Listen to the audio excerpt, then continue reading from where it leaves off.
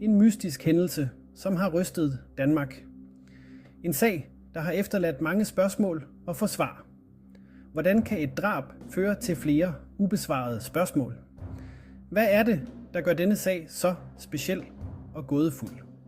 Det var en kold vintermorgen i år, da politiet blev kaldt til en stille gade i by. Sneen dækkede gaderne, og alt virkede fredeligt, indtil opdagelsen blev gjort.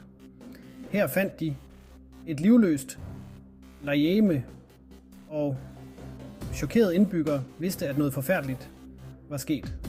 Hvem kunne stå bag en sådan grusom handling? Hvem var offeret? Hvorfor skulle det her ske? Offeret var en lokal beboer, kendt og elsket af mange. Tidets efterforskning afslørede flere mystiske punkter. Der var mange spor, men ingen klare svar. Hvor der var vidner, der hørte skud, men ingen så noget. Hvordan kan det være? Så var det en professionel, der handlede hurtigt